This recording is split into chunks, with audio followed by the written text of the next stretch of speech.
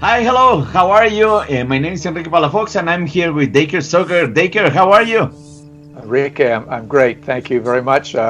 Enjoyed the watch party we did not too long ago, watching Dracula on Netflix. And here again, we're back on our videos while all the characters in Dracula are a little bit in suspense because we don't really know what they're doing right now. You know, the castle is holding Jonathan Harker. We don't know really what's happening. And the other characters, they're coming to Whitby for a holiday. Yeah, and we are in this strange pause because we need to know what's happening with Jonathan and what's happening, and that's the way it has to be read in this long pause. Exactly. It builds up suspense, doesn't it? Yeah. Okay, let's translate.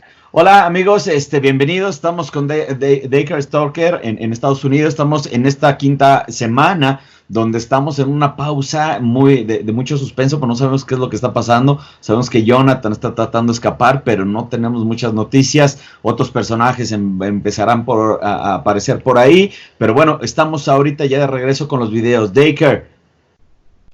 Well, while we're waiting, Enrique, why don't we talk about, I guess, this really cool event that brought you and me together 3 years ago. Oh, yeah. And that, of course, that was a visit, one of the tours that I lead on a regular basis to visit parts of Romania that are associated both with Vlad the Impaler, the real historical character of Vlad the Impaler, and Bram Stoker's fictional Count Dracula. You know, first of all, how did you ever find me to figure out this is something that you wanted to do? This was because of my research of my PhD, and I began to read your books. So I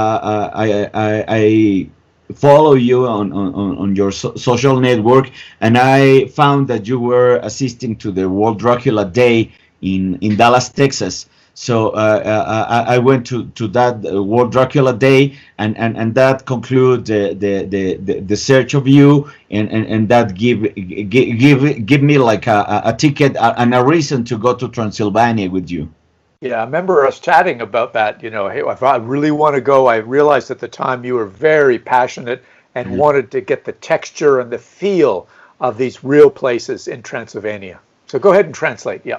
Thank you. Esta parte estamos contando la primera vez que nos conocimos fue hace 3 años en Dallas, que fue el World Dracula Day. Dacre participó por ahí y yo ya lo seguía en redes sociales. Me había yo por mis estudios de doctorado y la maestría también y un par de documentales, ya sabía yo de Dacre, ya lo seguía y sabía que iba a estar allá. Entonces ese fue el inicio de esta relación que nos llevó a Transilvania a vivir un viaje increíble hace 3 años. Oh, nice cup. Yeah, we're going to talk about some of these products in a little bit. I'm so happy with these cups with the vintage wonderful. Dracula covers. But let's tell your friends and the people viewing this a little bit about what we did there. Yeah. In a short period of time, because the whole trip was a week. Yeah.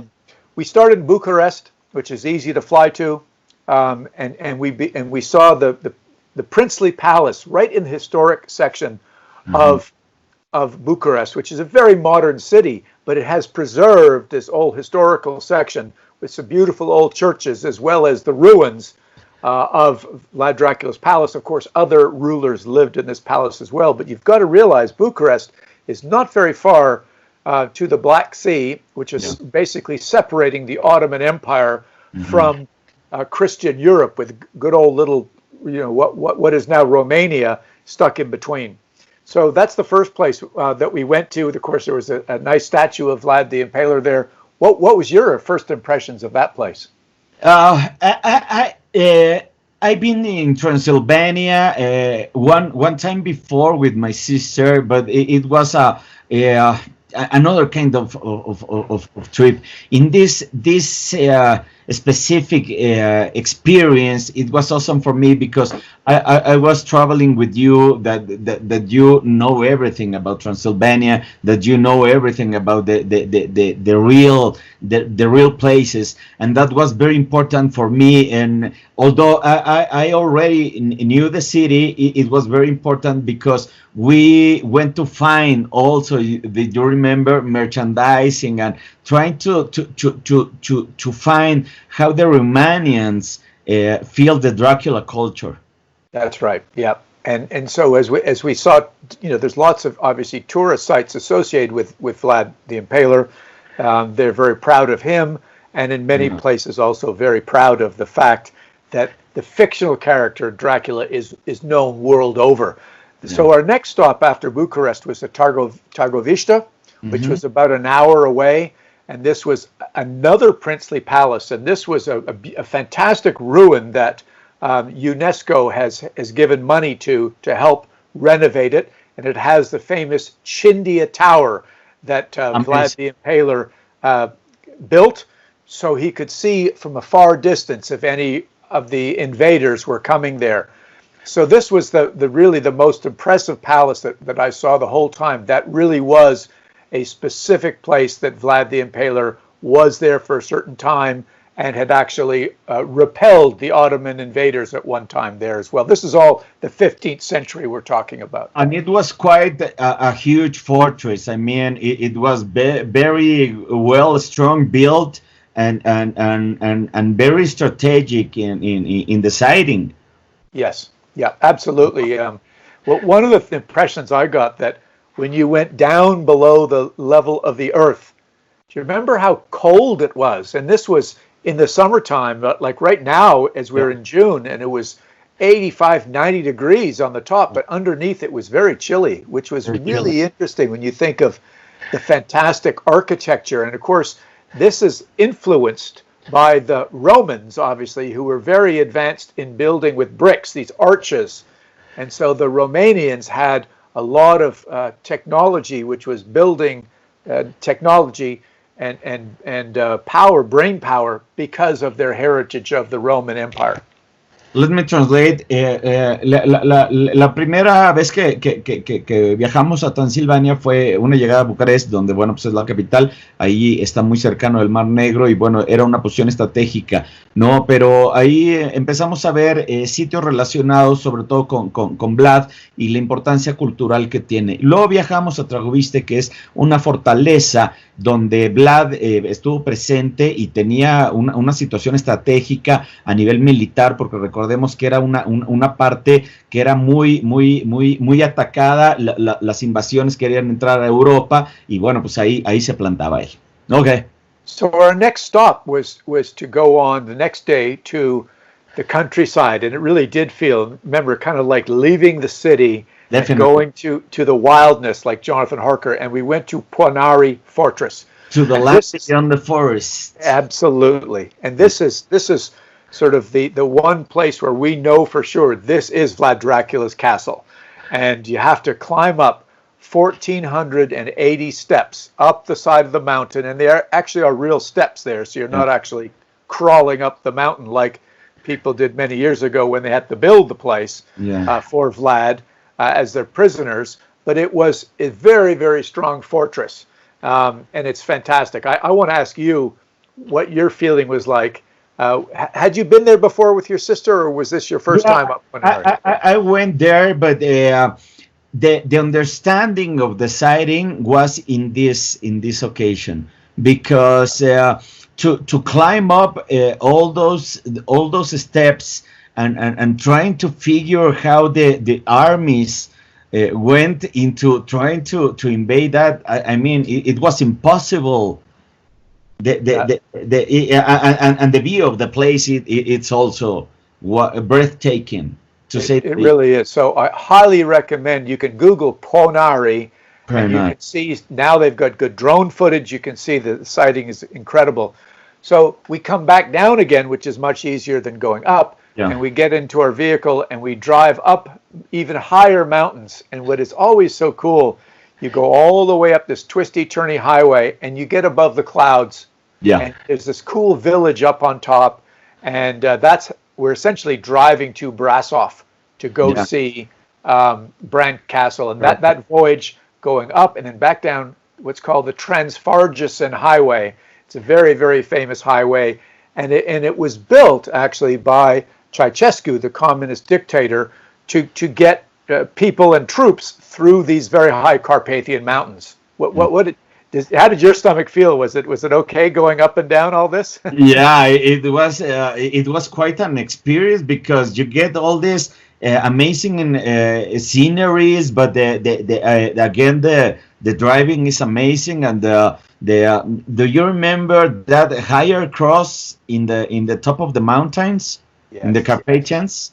It's quite of something, and if you're a fan of Dracula, you connect with that immediately. So the presence of the Christianity in the area. Go ahead and translate. Yeah. Estábamos platicando de el día siguiente nos mudamos de la ciudad, nos fuimos a Poenari, que es una de las fortalezas más importantes de Bram, porque estratégicamente ahí es donde dominaba todo el valle, entonces era impresionante cómo los ejércitos podrían llegar para allá, pero bueno, luego estar ahí y comprobar estas impresionantes locaciones, empezamos a recorrer una carretera que es construida precisamente por Ceausescu para llevar a la gente a través de los Cárpatos, para poder mover a la gente, y es una experiencia increíble, es una carretera sumamente serpenteante, entonces bueno, son horas y horas y horas de estar caminando con unos escenarios fantásticos. So the next big attraction obviously is Bran Castle, and I've now been there many times. What we know for sure is that Bram Stoker saw sketches in two of the books that he was researching, one by Charles Bonner, the other by Elizabeth Macchiarelli, and it was sketches of this castle. And when you read the novel, you can see that he was looking at these pictures and he was describing with his writing exactly as they looked. And it was very, very impressive, coming out really of the side of a mountain. So again, I know you'd been there before, but what was your feeling? And we had a very good tour guide, Matthew, who showed us around. What did you think of the place? To be there is like a culmination of a dream, to be honest. But although we know it is not even that related with the novel, and it's more related with the other castles like the one in Scotland, but to be there, it has a specific value, and to stand into the towers and look into the wilderness, it's quite an amazing experience. I remember to bring on a cape, a Lugosi's cape, to feel the power, because it is quite an amazing place. Well, it's also a step back in time. It makes you feel like you're going back to the 15th and 16th century. Yeah. It's in very good shape, but you get the vibe. This is Vlad Dracula's time. The hidden corridor. Yeah, the hidden corridor. And you could also look outside the window, right outside the castle, is the ruins of the wall in between Wallachia and Transylvania that was a very important border crossing when Vlad Dracula was in power. Definitely, it's quite an experience, and you have to go there once, like a Mecca for Draculians. It is. Okay, go ahead and translate that part. Okay. Estábamos hablando de el siguiente recorrido, y punto importante, bueno, fue llegar bueno, en Brasov, ahí está el cercano, el castillo de Bran, ¿no? Que es, bueno, pues uno de los puntos culminantes de, bueno, pues todo esto, lo que es el fanatismo a Drácula. Sabemos que Bram escribió mucho de la descripción del castillo a partir de ilustraciones que él encontró en las librerías, sobre todo en Inglaterra, en sus búsquedas, porque él no fue para allá, pero a partir de ilustraciones que él encontró del castillo Bran, fue que Bram se puso a escribir. Bueno, pues esa es la sensación. Entonces estamos platicando de que te lleva a un pasado, ¿no? Al pasado de Vlad, al pasado que, bueno, de una u otra manera, pues tiene una relación con Drácula, el personaje, y bueno, pues estar ahí es importantísimo. Ok. So what the viewers have to realize, and we have found this out later, and Enrique, this is the next trip, you have to come with me, is that the visual exterior of this castle in Bram's mind was moved about 400 miles to the northeastern part of Transylvania, and we've learned that from his notes. He's left lines of longitude and latitude, as you and I have integrated into our design patterns in the Dracula store.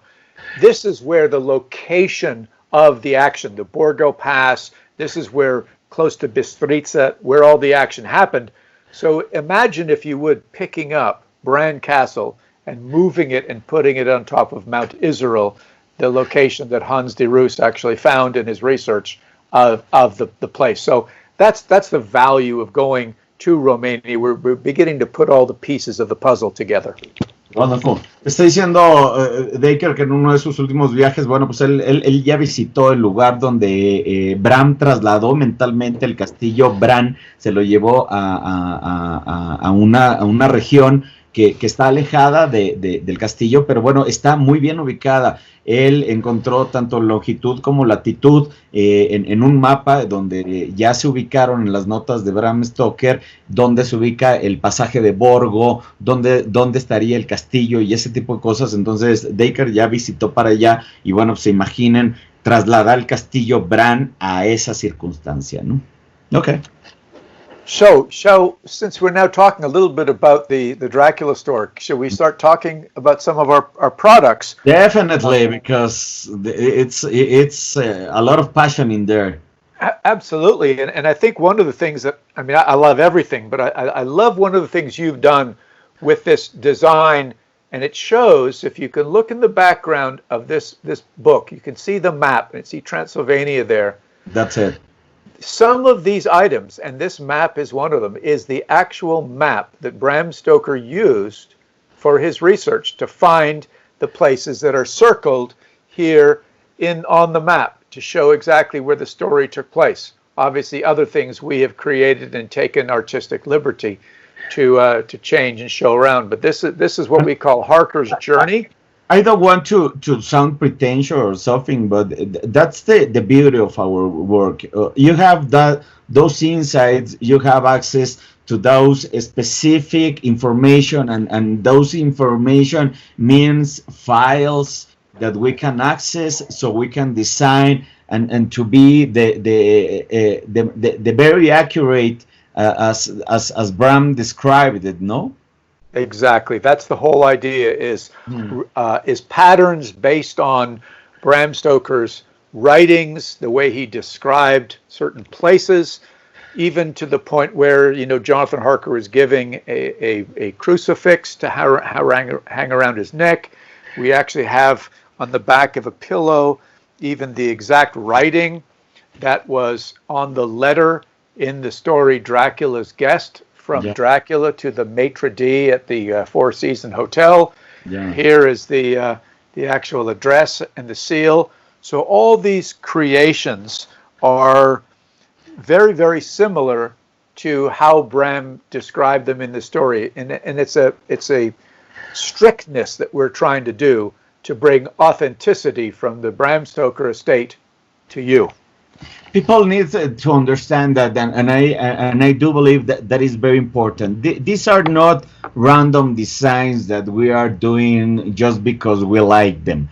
These are design bases on a profound investigation from your side, which are part of the family of the author. So you have a privileged access for both the Bram's files and your investigation. And from my point of view, my investigation of a PhD who are investigating how to to the novel has been translated into another media, and what we are doing is translated the novel into design objects.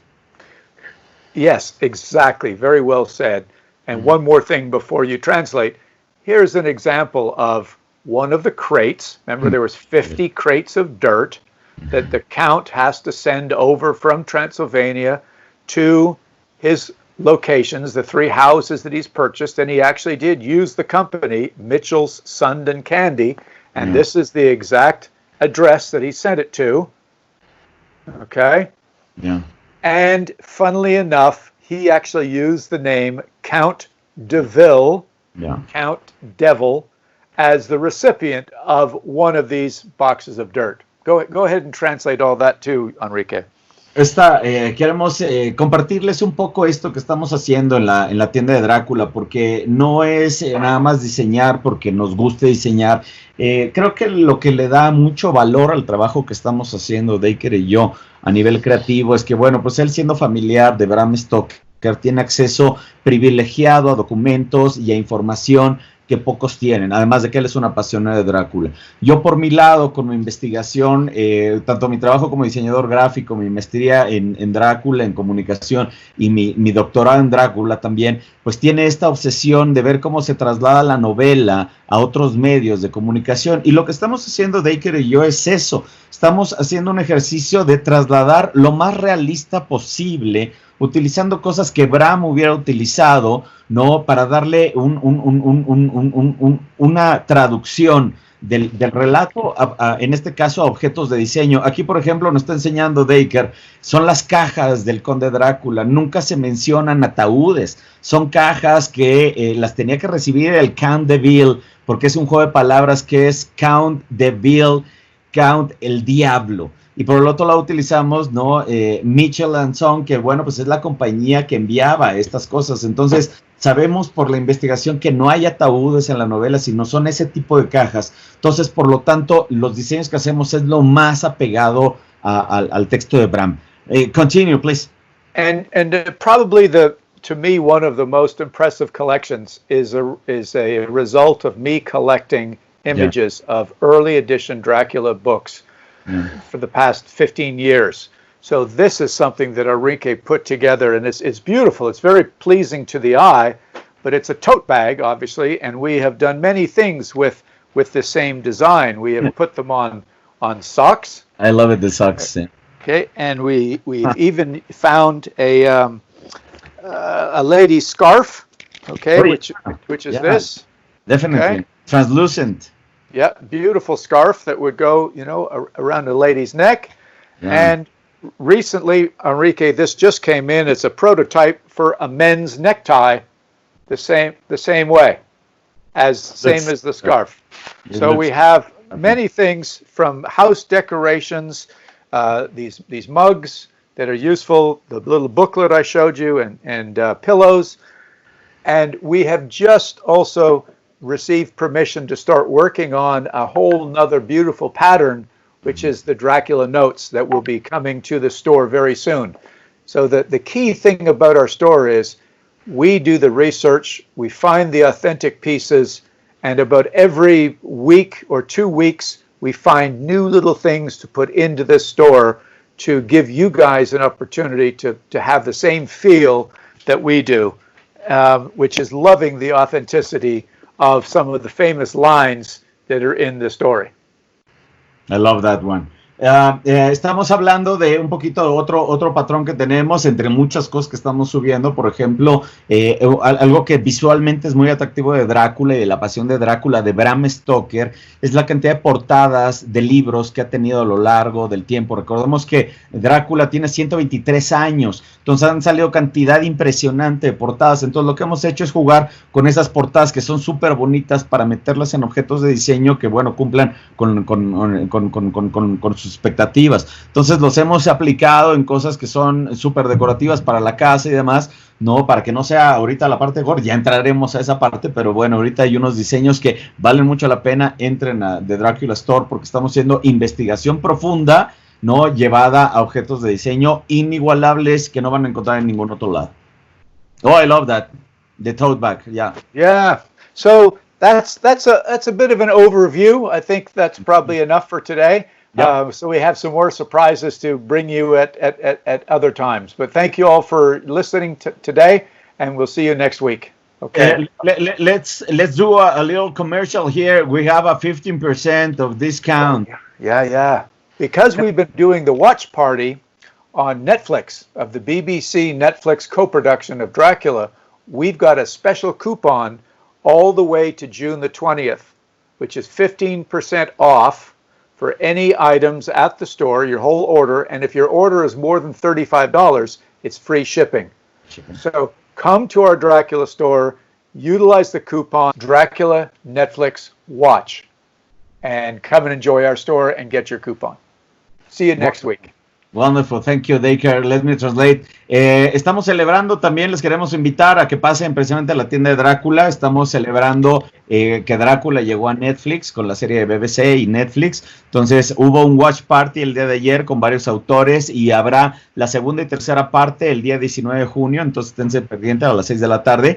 Pero durante este tiempo abrimos un cupón de descuento de 15% en todos los productos. Entonces entren, ¿no? Y pongan Drácula Netflix Watch como cupón, y entonces tendrán el cupón de 15% de descuento, más en compras arriba de $35 tienen free shipping. Entonces pasen y pasen a saludar.